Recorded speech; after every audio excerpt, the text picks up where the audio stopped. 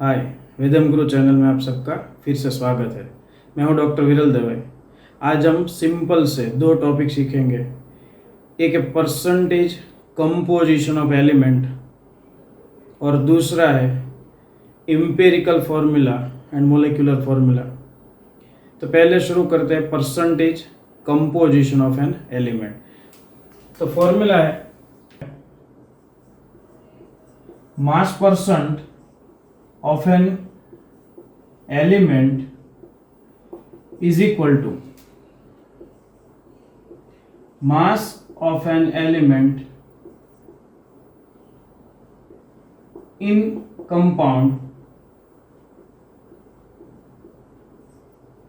into 100 upon molar mass of compound. यहाँ mass of an element in a compound, तो एक खास ख्याल रखिए कि अगर कोई कंपाउंड है जिसमें नंबर ऑफ एलिमेंट्स एक से ज़्यादा है तो वो मल्टीप्लाई करना है। जैसे कि अगर ग्लूकोज है तो उसमें C6H12O6 मोलिकुलर फार्मूला है। उस फार्मूला में 6 कार्बन है, 12 हाइड्रोजन है और 6 ऑक्सीजन है। तो यहाँ पे मास of an element in a compound, तो इसका मतलब है कि mass of carbon in a glucose is 12 into 6, क्योंकि 6 कार्बन है और 12 उसका एटॉमिक मास है। तो वैसे ही यहाँ पे हर एक एलिमेंट का मास जिसका हमको परसेंटेज फाइंड करना है into 100 upon molar mass of compound. तो पहले एक simple question, percentage of carbon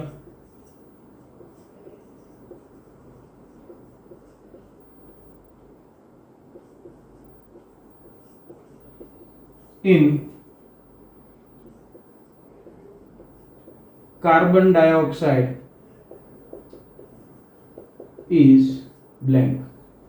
तो percentage of carbon in carbon dioxide, molecular formula है CO2, उसका मोलर मास रहेगा, कार्बन का 12 है, plus 2 into 16, 16 2 32 plus 12, that will be the 44 gram. Molar mass हो गया 44 ग्राम।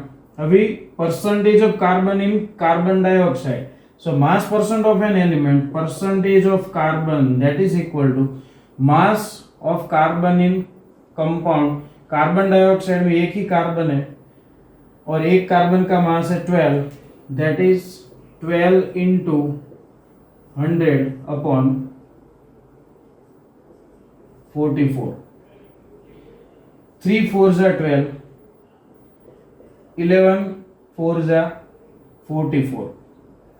तो यहाँ पे डिवाइड होता है 300 डिवाइड बाई 11,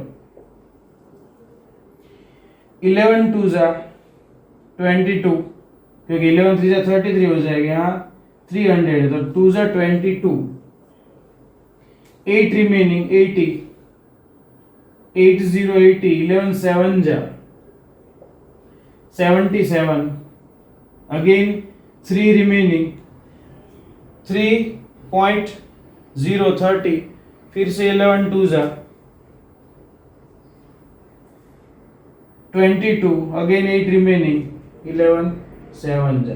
तो हमको परसेंटेज ऑफ कार्बन मिलता है 27.27। अगर इसमें ऑक्सीजन का परसेंटेज पूछते हैं तो ये फॉर्मूला भी यूज हो सकता है 32 into 100 upon 44। उसकी जगह टोटल परसेंटेज 100 ही होते हैं और इसमें दो ही एलिमेंट है, कार्बन एंड ऑक्सीजन। तो हम ऑक्सीजन का परसेंटेज फाइंड करने के लिए यहाँ पे percentage of oxygen is equal to 100 minus 27.27। तो ऐसा करके भी हम आंसर फाइंड कर सकते हैं।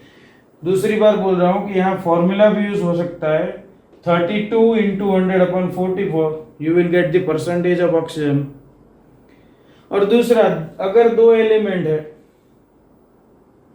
तो एक का मिल गया है तो दूसरे का 100 में से सब्सट्रैक्ट करके भी हम वो ढूंढ सकते हैं। क्लियर?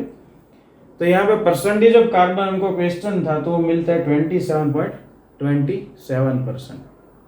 ओके, अभी जो अगला क्वेश्चन है वो प्रीवियस क्वेश्चन है और पीएमटी 1995 में पूछा गया था। तो देखते हैं, the percentage composition of zinc in white vitriol is approximately blank। Option है 33.65%, 32.65%, 23.65%, 22.65%। यहाँ पे इंपॉर्टेंट पॉइंट है, अभी यहाँ पे व्हाइट विट्रियोल, उसमें परसेंटेज कंपोजिशन ऑफ जिंक। तो अभी क्वेश्चन है कि व्हाइट विट्रियोल का मोलिकुलर फॉर्मूला क्या है। अगर ये कंपाउंड कहीं अगले चैप्टर में आता है तो ये फॉर्मूला हमको याद रखना पड़ेगा, और अगर कहीं नहीं आता है तो वो फॉर्मूला हमको दिया जाएगा। ज़्यादातर केस में वो दे देते। तो ये मोलिकुलर फॉर्मूला है ZnSO4 7H2। अभी इसका मोलिकुलर मास निकालना पड़ेगा, हमने फॉर्मूला भी देख लिया। तो molecular mass, atomic mass of zinc that is 65, sulphur that is 32, oxygen का एटॉमिक मास है 16 इंटू 4 64, 18 इंटू 7 18 7 जा 126, 6 plus 4 10 plus 2 12 plus 5 17, 3 plus 1 4 plus 6 10 plus 6 16 plus 2 18 8 287, that is the molar mass of white vitriol। तो यहाँ हमको molar mass मिल गया। अभी formula use करते हैं परसेंटेज कंपोजिशन ऑफ जिंक के लिए। तो फॉर्मूला है percentage of zinc is equal to mass of zinc in compound, number of atom that is only one in a one molecule, and atomic mass is 65. So mass of zinc in one compound that is 65 into 100 upon molecular mass 287। અહીંયા point place करते हैं तो यहाँ पे 100 multiply हो जाएगा, क्योंकि 287 था, मैंने 2.87 कर दिया, और 65 है तो उसमें मैं 6.5 करता हूँ तो यहाँ पे मल्टीप्लाई बाय 10 हो जाएगा, 100 कैंसिल हो जाएगा, और 6.5 का मैं राउंडिंग ऑफ करता हूँ, यहाँ पे मैं 7 करता हूँ, तो ये 7 इंटू 10 70 हो गया। तो यहाँ मैंने 0.5 इंक्रीज किया, यहाँ 0.13 इंक्रीज कर रहा हूं तो हो गया 3। अभी 70/3 दैट इज 3 2 जा 6, 1 रिमेनिंग 10, 3 3 जा 9, अगेन 1 रिमेनिंग 3 3 जा 9, 23.33%। तो हमको ये आंसर मिलता है 23.33। एक्चुअल में ये आंसर नहीं है, यहाँ हमको देखना है कि आंसर कौन सा फॉल हो रहा है 4 ऑप्शन में से। तो 23.33 सी और डी दोनों आसपास ही है 23.33 के, तो कौन सा सिलेक्ट करें? तो यहां समझना है कि न्यूमरेटर में हमने 0.5 इंक्रीज किया है और डिनोमिनेटर में 0.13 इंक्रीज किया है। डिनोमिनेटर में कम इंक्रीज किया है, इसका मतलब है कि हमको जो आंसर मिलेगा वो ज्यादा मिलेगा, यानी कि 23.33 वो वैल्यू जो हमको मिली है वो थोड़ी ज्यादा है। इसका मतलब कि 23.33 से आंसर हमको कम ही मिलेगा। तो यहां देखते हैं 23.33 से, तो ये दो नहीं आएंगे। यहाँ 23.65 है जो 23.33 से ज्यादा है, तो ये भी नहीं आएगा। तो आंसर हमको मिलता है 22.65। तो सीधा ऑप्शन डी टिक करना है। दूसरी बार मैं समझा रहा हूं कि ये 23.33 से मैं 22.65 कैसे पहुंचा। तो समझिए, न्यूमरेटर में मैंने 0.5 इंक्रीज किया था राउंडिंग ऑफ में, और डिनोमिनेटर में मैंने 0.13 इंक्रीज किया था। तो न्यूमरेटर में ज्यादा इंक्रीज किया था, मतलब हमको ज्यादा वैल्यू मिलेगी, जो भी सिंप्लीफाई होगा उसमें जो वैल्यू आएगी वो ज्यादा मिलेगी। तो हमको आंसर, ये जो वैल्यू उससे कम का आंसर सिलेक्ट करना है। तो यहाँ 23.33 से कम एक ही ऑप्शन है 22.65, तो आंसर मिलता है डी। आपको क्वेश्चन रहेगा कि अगर इनमें से दो आंसर ऐसे है कि जो 23.33 से कम है तो क्या करें? तो उसका दूसरा रास्ता है, जैसे जैसे हम आगे बढ़ेंगे प्रैक्टिस करते जाएंगे आपको पता चलेगा कि इसका सॉल्यूशन क्या है। क्लियर? अभी दूसरा topic, empirical formula and molecular formula. तो empirical formula and molecular formula में पहले डेफिनेशन, उसके बाद कैसे फाइंड करते हैं वो देखते हैं। Empirical formula,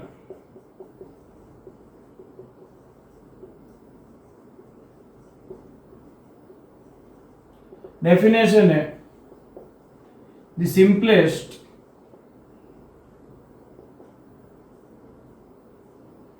wall number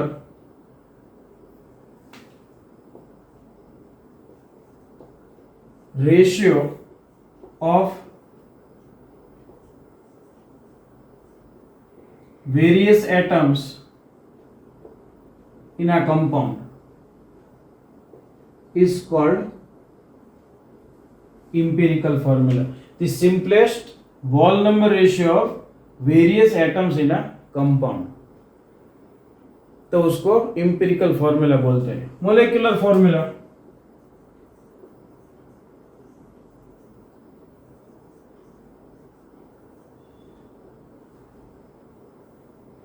the exact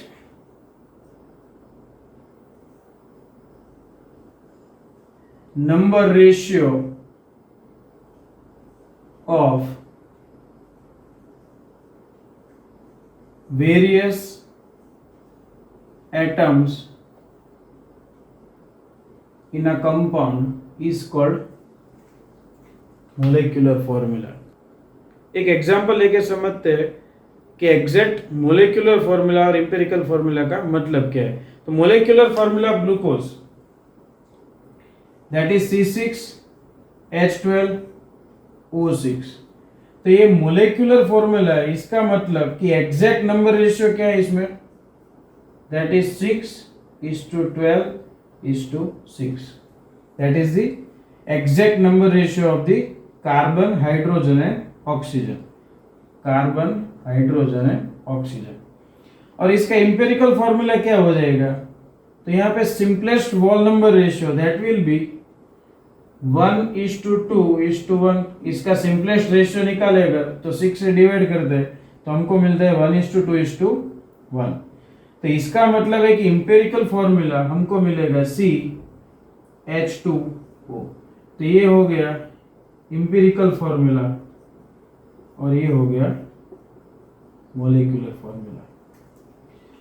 दूसरी बात, इंपेरिकल फॉर्मूला अगर फाइंड करने का क्वेश्चन है तो उसमें परसेंटेज कंपोजिशन ऑफ एलिमेंट दिया जाएगा। तो परसेंटेज कंपोजिशन ऑफ एलिमेंट अगर है तो हम इंपेरिकल फॉर्मूला फाइंड कर सकते हैं। दूसरा कि अगर मोलेक्युलर फॉर्मूला क्वेश्चन में है तो मोलेक्युलर मास दिया जाएगा। दूसरी बार बोल रहा हूं कि अगर मोलेक्युलर फॉर्मूला पूछा गया है तो मोलेक्युलर मास दिया जाएगा, लेकिन अगर मोलेक्युलर मास नहीं दिया है और मोलेक्युलर फॉर्मूला पूछा है तो जो इंपेरिकल फॉर्मूला होगा वही मोलेक्युलर फॉर्मूला होगा। तो परसेंटेज कंपोजिशन से इंपेरिकल फॉर्मूला फाइंड करते हैं, उसके बाद मोलेक्युलर मास दिया है तो मोलेक्युलर फॉर्मूला फाइंड कैसे करते हैं वो एक एग्जांपल से समझते हैं। अभी एक क्वेश्चन से समझते हैं कि empirical formula and molecular formula कैसे फाइंड करते हैं।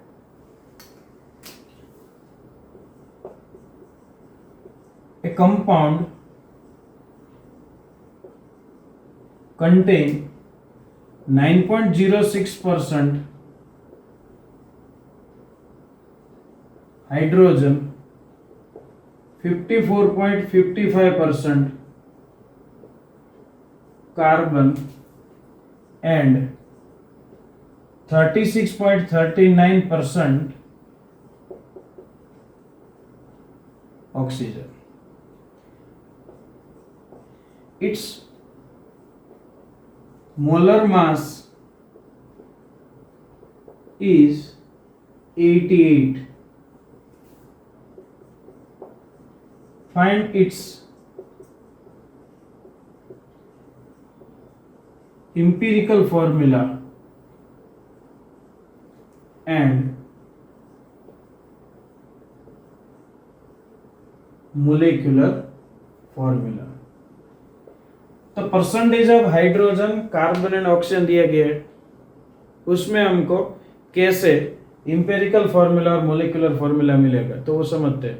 तो पहले जो भी परसेंटेज दिए गए वो लिखना है, उसके बाद उसको उसके एटॉमिक मास से डिवाइड करना है। देखते हैं, पहले 9.06% हाइड्रोजन, 9.06 उसका एटॉमिक मास है 1, कार्बन का परसेंटेज है 54.55 उसका एटॉमिक मास है 12, ऑक्सीजन 36.39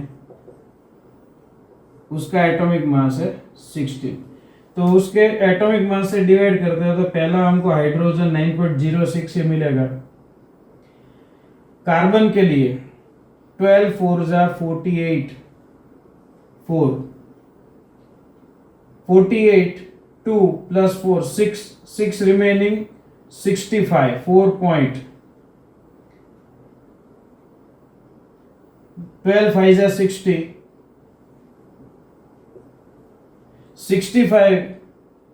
65 remaining again 55 12 4 जा 48, सो हमको मिलता है 4.54। यहां डिवाइड करते हैं 16 2 जा 32, 4 रिमेनिंग 43, 16 3 जा 48, तो ये 43 से ज्यादा हो गया, मीन्स अगेन 16 2 जा 32, 119 हो गया।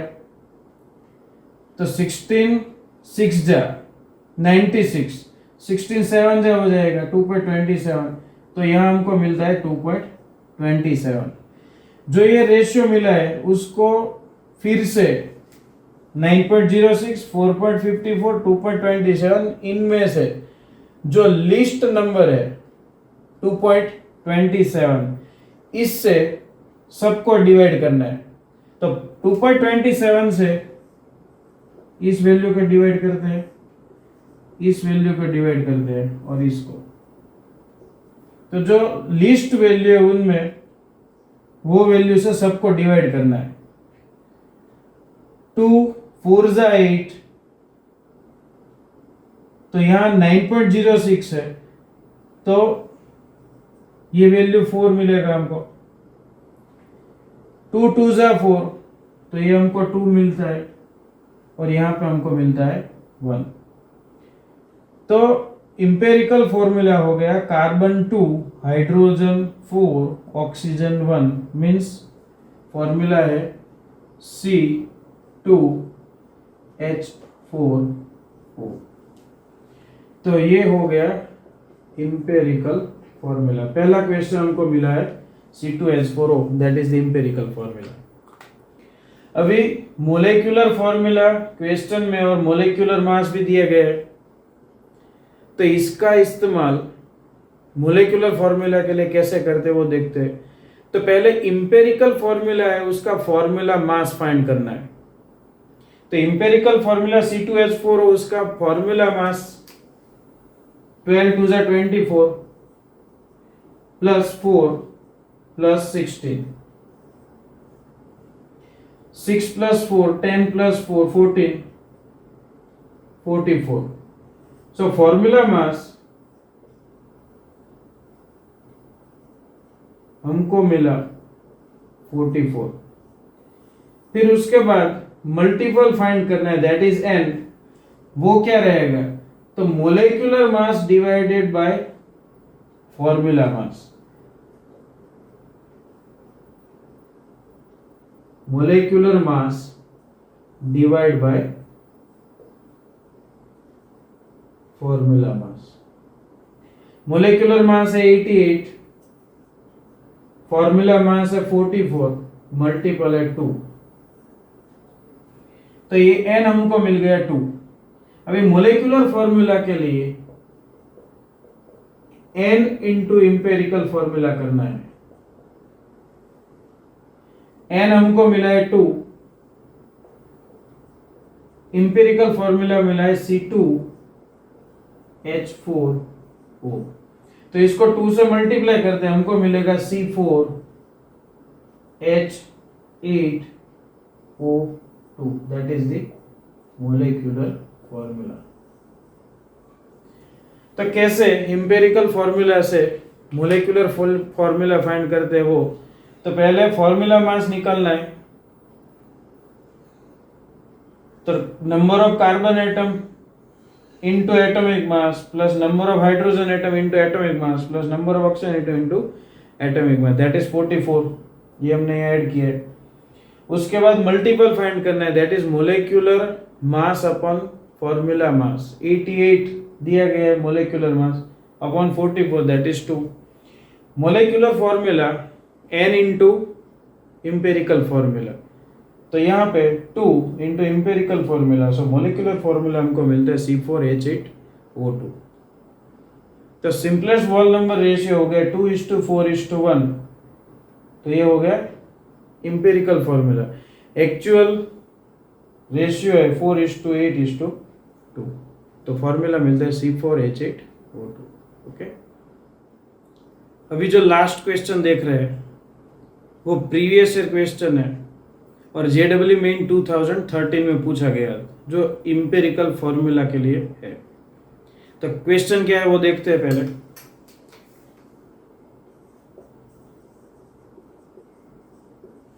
A gaseous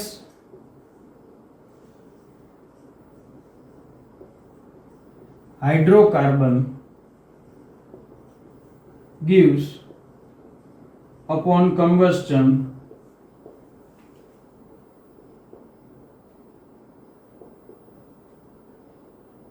0.72 gram of water and 3.08 gram of carbon dioxide.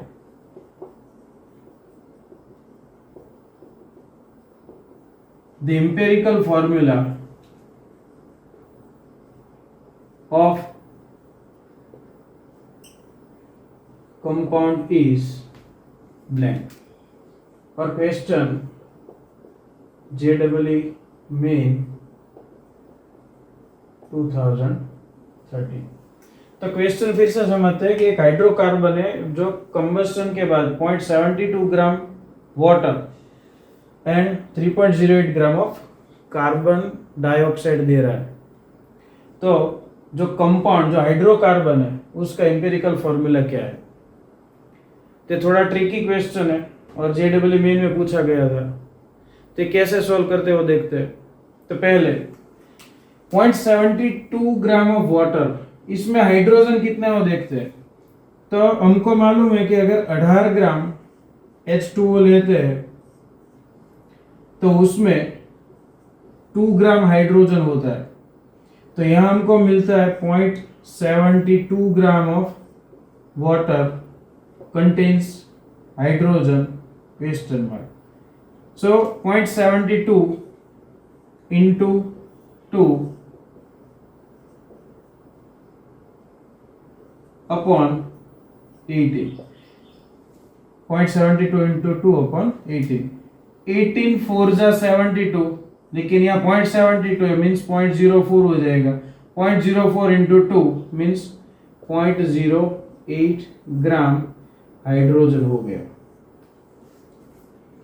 अभी दूसरा, कार्बन डाइऑक्साइड हमको दिया है 3.08 ग्राम। तो हमको मालूम है कि हाइड्रोकार्बन में कार्बन एंड हाइड्रोजन है, तो हाइड्रोजन 0.08 ग्राम था। अभी कार्बन 44 ग्राम कार्बन डाइऑक्साइड है तो उसमें 12 ग्राम कार्बन रहेगा। तो 44 ग्राम में 12 ग्राम, तो 3.08 ग्राम कंटेन क्वेश्चन मार्क। तो again cross multiplication, 3.08 into 12 upon 44, 3 4 जा 12, 11 4 जा 44, 3 3 जा 9, 8 3 जा 24 means 9.24 upon 11, 11 8 जा 88, 88 92, यहाँ 9.2 है मीन्स 0.8 आ गया। 4 रिमेनिंग 44, 11 4 जा 44, तो यहाँ हो जाता है 0.84 ग्राम कार्बन। तो 0.08 ग्राम हाइड्रोजन मिल गया और 0.84 ग्राम कार्बन मिल गया। तो अभी मास मिला है तो वो परसेंटेज में कन्वर्ट करेंगे तो भी हमको ये जो मास रेशियो है उसमें ही परसेंटेज रेशियो मिल जाएगा। तो यहाँ मास रेशियो को हम सीधा एम्पिरिकल फॉर्मूला फाइंड करने के लिए यूज करते हैं। तो 0.84 ग्राम है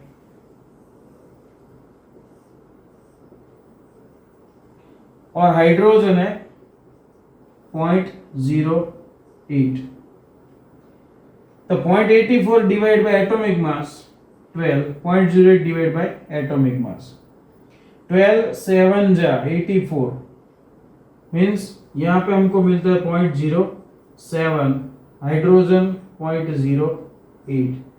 तो ये रेशियो हमको कार्बन हाइड्रोजन का मिल गया। इसका मतलब है कि रेशियो है 7:8। तो फॉर्मूला हमको मिलता है C7H8। तो जो आंसर है वो C7H8 रहेगा।